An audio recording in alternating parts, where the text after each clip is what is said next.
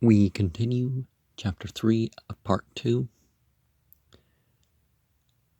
The view that it was excited in the mind of Jesus by the devil was held by Origen, Cyprian, Theodorus of Mopsuestia, Olshausen, and Hübner. Set forth by Farmer in Inquiry into the Nature and Design of Christ's Temptation in the Wilderness, London, 1761, as created by God. Natural Causes, Professor Paulus and many others say this. A Significant Dream, Meyer in the Studien u Kritiken for 831, page 319. Because three of the sources of dreams and visions are, those that God specifically ordains, you can say. Yourself is most of what you're ever going to become aware of. And of course, the physical circumstances that can bring some of that stuff about. And then, of course, the demonic promptings or influence. But 3, it has been considered an inward ethical transaction or a psychological occurrence, and as such, a conflict in the imagination of Jesus, an inward conflict excited by the devil, a subjective inward transaction to which the New Testament historians gave an objective outward form, or as a fragmentary symbol representative of transactions in the inner life of Jesus grouped into one statement. So,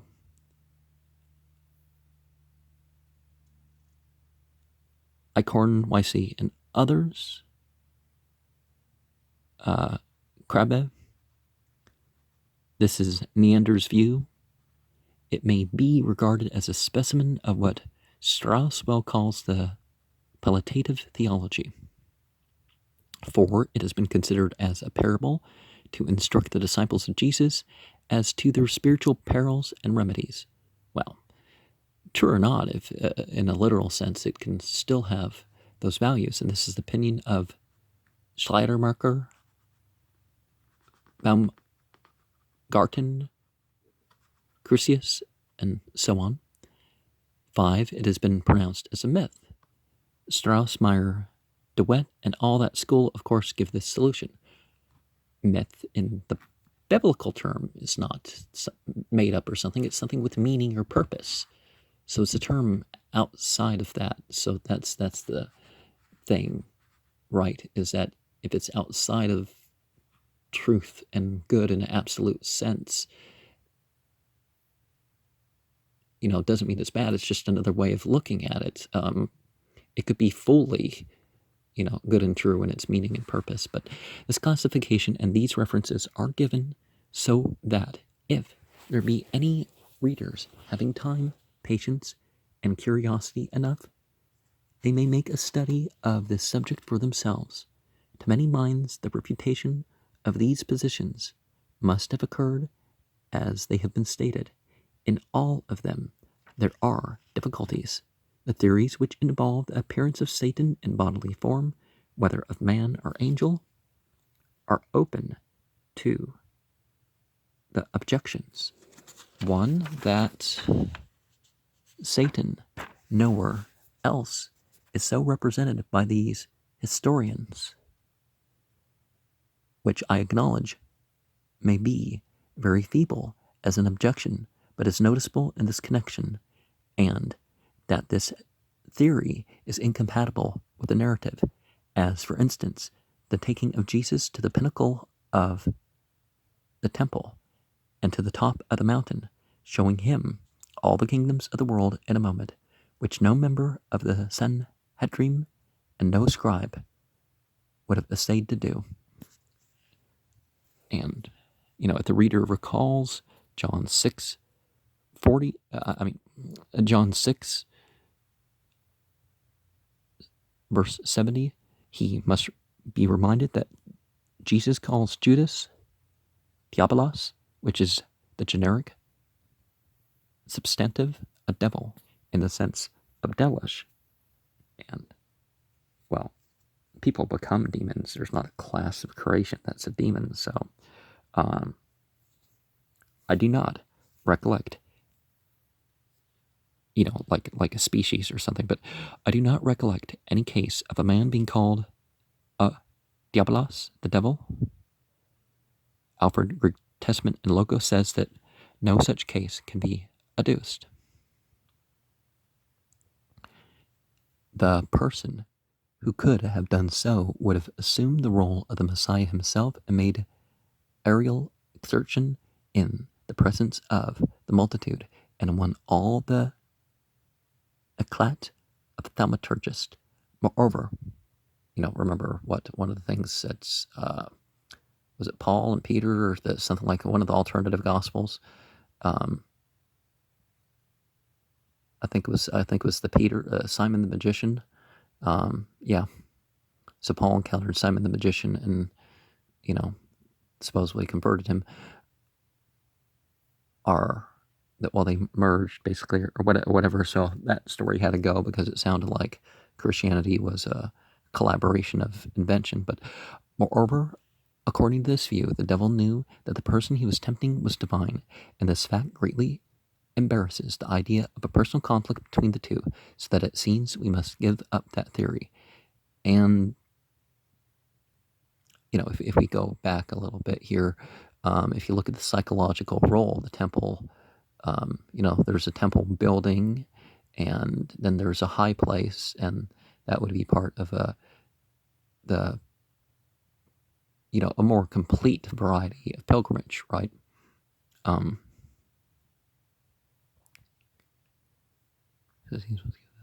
The idea of any myth forming itself in the Augustan age between the times of Livy and Tacitus, and especially that of a theologic myth forming itself among the Jews at the time of their history, which is so near its close as this, is perfectly preposterous.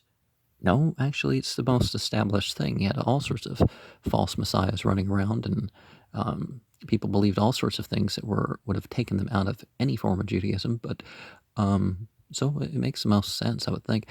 One may safely challenge, I humbly think, any man of any amount of learning to point out any myth or sign of a myth which had its origin in any notable center of political influence in any portion of the Roman Empire after the accession of Augustus to the imperial throne. One may challenge the whole school of myth philosophers to indicate anything aside from the history of Jesus which gives evidence of mythical tendency even among the people of the Jews at any time of their history after the beginning of the 3rd century before the Christian era. Why then should the history of Jesus and that alone be interpreted against all known laws of mental progress? Does any man ever apply the myth theory to the times of Julius Caesar or Pompey? A myth is the product of the childhood of a people and never survives the maturity of a nation as a matter of belief any more than the traditionary stories of fairies, wherewith we still allow the children of Europe and America to be amused, have power over the consciousness of the people. Now, if you look at what a fairy is, the Bible definitely supports that idea. Different language terms doesn't mean,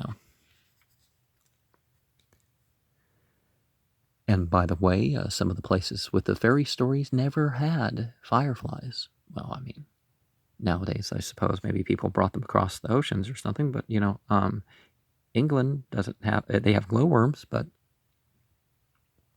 among the Greeks and Romans, the theologic myths which their early ancestors had originated were fast losing all respect among the uncultivated masses and the lower orders, as they had long before ceased to be regarded by the learned and the tasteful as worth more than merely the poetical element that was in them. It became art and ceremony,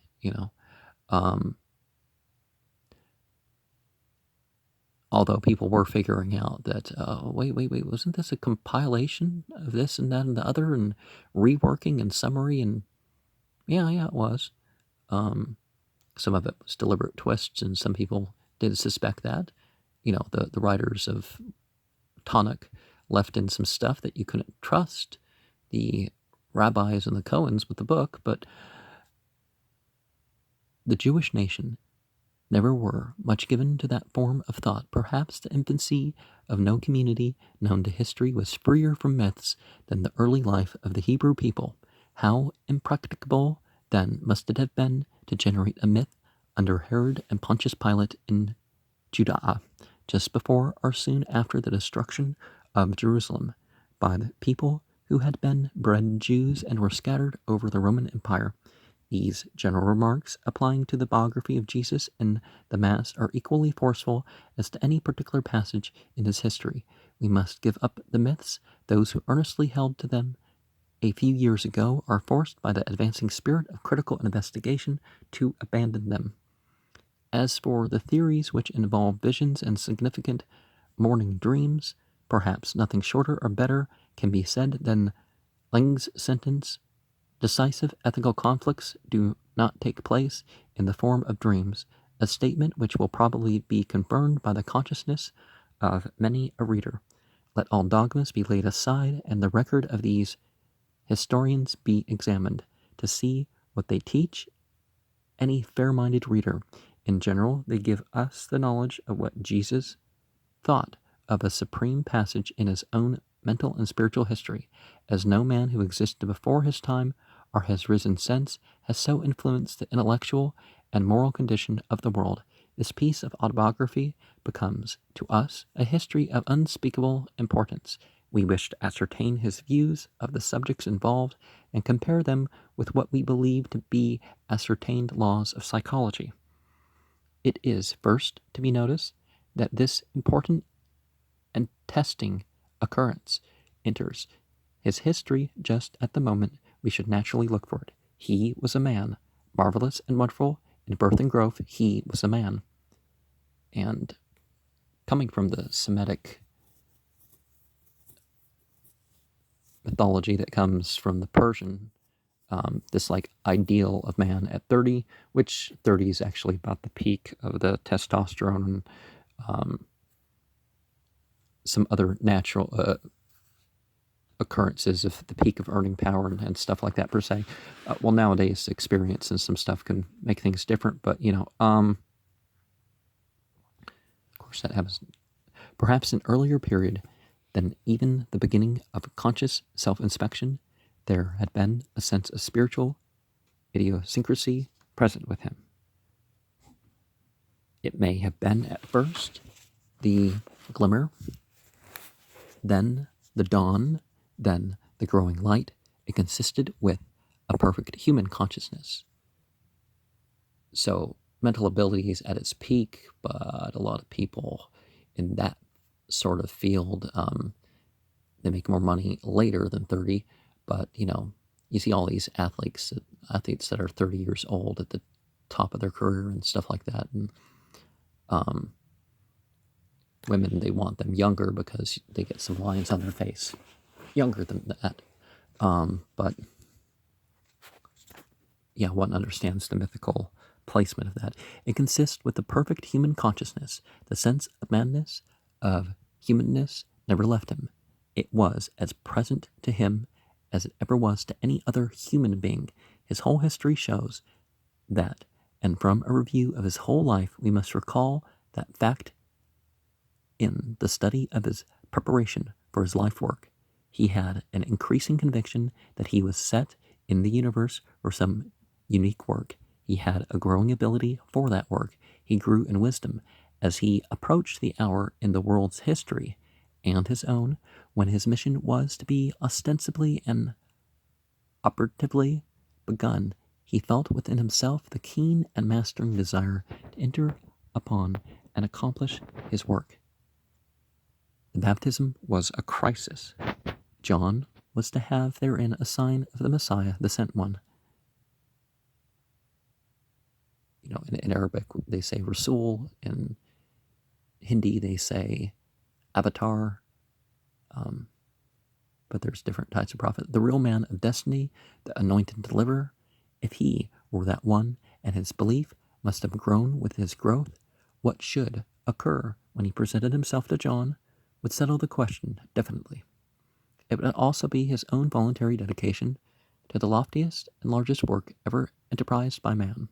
The phenomena at the baptism conspired with his own sentiments to produce in him the most intensely exciting and exalting state of feeling consistent with the continuance of life. Through that state he had just passed, it was his Rubicon. It was his voluntary devotion to what he never could afterwards abandon without spiritual shipwreck and self-ruin. Every other great soul has passed through precisely in that kind of crisis of the mind and spirit, proportioned to each man's soul and work.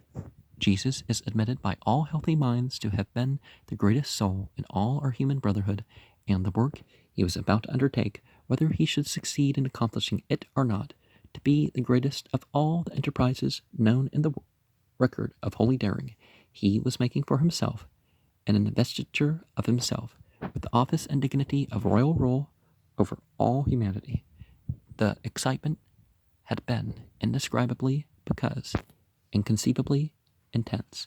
Then followed, in his what has followed in every other known human history, a collapse, a depression, an awful desolation, a plunge from the altitudes of human sensations, perceptions, and spiritual conditions to the depths that lie separated by thin and weak flooring from the bottomless pit of despair. Hence the connection to the whole Abaddon reference. I don't remember where it's referenced in the Bible, but every man that has gone upon a huge work has had these alternations, transitions from the high excitement of emprise to the depths of doubts and misgivings, that dread interval of chill between commitment to a cause and the first blow, the season brief by the clock, but long by the heart, which the soldier passes through between the formation of the line of battle and the roar of the first artillery discharge, which announces the beginning of the action, which must then be fought through to the result of victory or defeat. Such seems to have been the passage of the temptation. Full of the Holy Ghost, Jesus returned from Jordan, where he had been baptized, and was led by God's Spirit into a wilderness, where he was to endure another trial, and to have shown whether he could as well preserve his unsinningness in depression as in exaltation. When hell mocked him as well as when heaven eulogized him, this was absolutely necessary for him.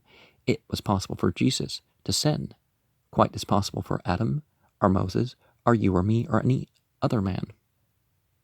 The old distinction is of the non-posse peccare and the posse non peccare. The former, inherent inability to sin, belongs to God alone. The latter, the inherent ability to keep from sinning, to Adam and to Jesus. Neither had any traditional bad blood. That is their chief human distinction from other men. This is the scholastic view. Well, certainly we know the Bible claims that Jesus got angry and stuff like that, but and certainly we know, the Judah connection and the prostitute, but no, you don't inherit things from your ancestors as far as that. That's nonsense. Then everybody would be responsible for whatever. Then we can just drop all this race war stuff they have on the TV and whatnot. Any other view reduces this portion of his history to such a fable or parable as would be more ridiculous than any farce we ever read.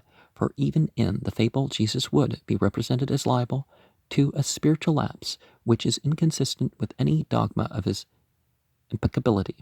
He might have attempted an indulgence of himself in what was attractive but sinful.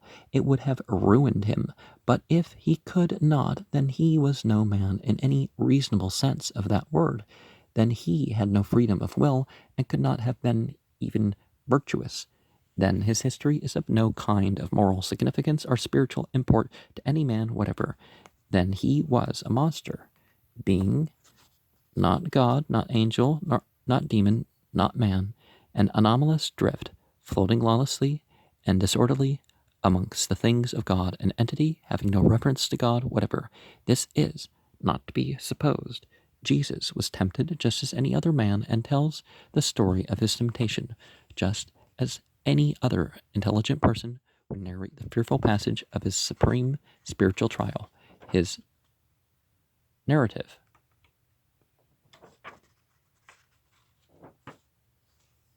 follows known psychologic laws, which again backs up the idea that it's a myth, and we know that because they contradict each other, either the tradition messed it up or that manuscripts back up the idea that they were not inspired of God. They may have been provoked, but his narrative given humanly. Immediately he tells us the Spirit which had led him to John, to the parting Jordan, to the opening heaven, to the descending dove, to the divine benediction, compels him, drives him into the wilderness, to be tempted of the devil, just as any autobiographer would state it. It was the actual conflict of Jesus with the power of evil. The excitement of the Jordan scene was followed by a fast of 40 days and 40 nights. We are not prepared to say that this was literally a period of 40 times 24 hours. 40 days is a Hebraism for an indefinitely long time. In the case of Jesus, it may or may not have been precisely 40 days without pretense to miraculous sustentation. One person in very late years is affirmed by those who say they kept watch as strictly fasted. If the fast of Jesus was a natural fast, the moral instruction is all the more powerful. As in the cases of Moses, Exodus 34:28, and Elias, 1 Kings 19:8, this period was filled with a spiritual ecstasy and a trial of his powers which suspended the ordinary wants of the body.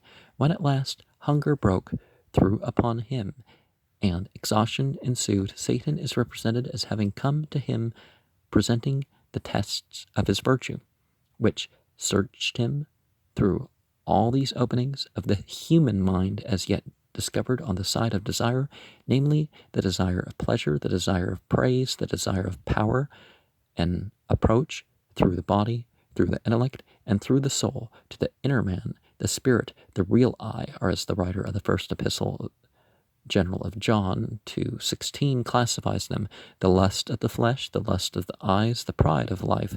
The temptation through fear was reserved. Now, a lot of people have had their three temptations, even those that aren't prophetic figures, and people who are obviously prophetic figures of a different entity than God. In the history of Jesus, we shall come upon some other teaching in regard to Satan. Here, for the first time in that history, this name is assigned to a personal being. In advance, there is nothing preposterous, nothing ridiculous, nothing unreasonable, we may even say nothing improbable in the supposition. There is an equally endowed with intelligence and moral qualities, specially and actively evil, intelligently and persistently evil, thoroughly and ceaselessly evil. The probabilities, apart from any special revelation from Almighty God, are in favor of the existence of such a person, although it is manifestly out of the power of the human reason to determine the conditions of his existence or the modes of his action, while probable characteristics could be reasonably conjectured. Every intelligent man who devotes any time to self-inspection finds that his violations of any code which he believes to be the moral law come either from certain emotions of his own inner nature. It's very important to explore the nature of your own being and figure out what it is rather than what you just have habitually become or something. Excited, he cannot tell how, spontaneous, so far as he knows, acting upon his will, making such a pressure upon that will as amounts to a temptation, or that such excitation of the emotions and such pressure upon the will is from something without. In the latter cases, it is some perception of some object which he sees, or of some sound which he hears, or some report of some of the sense, undesigned coming incidentally upon him, or designed brought to bear upon him by some intelligent being. Among the undesigned seductions to evil, or what may at last be called evil influences, are those attractions or repulsions created in the individual man by the spirit of the age, a general air and temperature generated by all the intellectual and spiritual motions about him, and coming upon his soul not from any individual's design to be speedily hurtful to him, but just as deleterious air destroys where no man is attempting to poison another. But we are conscious of sinister and wicked designs upon us, concocted and operated by wicked men. Some men are adroit, some skillful, some surpassing influential for evil. Some of these are really so acute in their perceptions, so rapid in their motions, and so persistent in their efforts, that to speak of them as compassing sea and land seems hardly an exaggeration. Artists of the pen sometimes paint these far-sighted, near-sighted, telescopic, microscopic, almost ubiquitous weavers of the webs of deceit and treachery, and paint them with a power that appeals us. Perhaps sous le jouf errant might be cited as furnishing an example that appalls us. Yeah. The power is at once a help and encumbrance to the spirits. Hence the sort of narrative found in the Temple of Blood thing. You got to address the fact that some things are appalling. We easily reach the probability that there are spirits without the clog of flesh who operate upon one another and upon the spirits of men, having learned the approaches to the soul through the flesh, some of them having probably been in the flesh, as amongst men there are those who gain the mastery and get the start and take the lead in the march of this majestic world. So, among them, it is not difficult to believe there may be spirits ambitious of chieftainship. I mean, we don't always know that they're in such a position when we pick up a grimoire, because sometimes we find out that the entity listed, it turns out it's a whole species of entity or whole tribe or something, and capable of lifting themselves over the masses to a throne of power and of establishing principalities in spiritual places. Whoso could reach the czarship in this role, or secure and keep skill to hold the general's post in this propaganda, would be the devil, Satanus, Satan. These are merely the probabilities reached by reasonings on the facts of human nature and society, but are not proofs of the existence of a personal spirit of evil that is one of the subjects upon which men can have no positive knowledge beyond what the Father of all spirits should choose to reveal. But if there be such a being, the probability is that some revelation of his existence would be made if God ever reveals anything to man. The statement that Jesus employed the superstition of his countrymen to advance his own good and praiseworthy design of acquiring influence over them for their benefit, a very unworthy course for any great man to pursue, is especially inappropriate to the case before us. His narrative of his temptation, together with his other teachings, actually made a revelation to the Jewish mind. They had no conception of such a being as the Satan of the New Testament. The statement that the Jews obtained their idea of Satan from the East during the captivity is wholly unsustainable by anything known of their literature. Well, that's, again, overstating, but it just doesn't make sense to say that even though Shaitan was known, the Avestan term for being cast out of a place was known throughout the area where the Israelites were, even had worshippers of Malik Tauz under the Avestan name of Shaitan, that, they would have never encountered it on their own. And certainly they would have known the Egyptian entity, the Egyptian reference of Ra, even though Ra took on the name Yahweh in some, the Egyptian origins of the term for Yahweh, Yah, so two H's at the end, and similar terms like that. But their conception of Satan was wholly unlike the Persian idea of the prince of sin, Ahriman. The old Manichaean doctrine traced the existence of evil to one creator, as it did the existence of good to another. And these creators were equally powerful. Their Satan was always as grand and influential a person as their God. Well, no, Zervanism is not the only opinion, and the older thing was, when it talks about the two spirits, Spenta and Ahriman, again, Ahriman made the choice, but it wasn't God,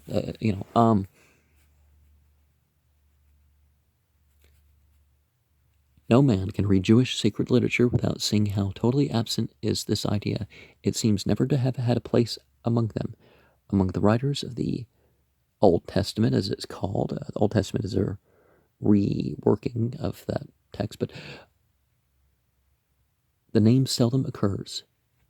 13 times you have Ha-Satan, and the word not very frequently. Well, isn't there a case where it's not Satan? Where the name is used, the person so designated has no attribute of grandeur or terribleness or extensive power. He is always at the control of Jehovah. This is quite different from the doctrine of Ahriman and Ormuzd, the Persian coordinate deities. Well, counter-creation is always talked about like it's a creation. It's more like the Ravana and the illusion and delusion upon the created order, the using of it towards that evil and ignorance, you could say. But the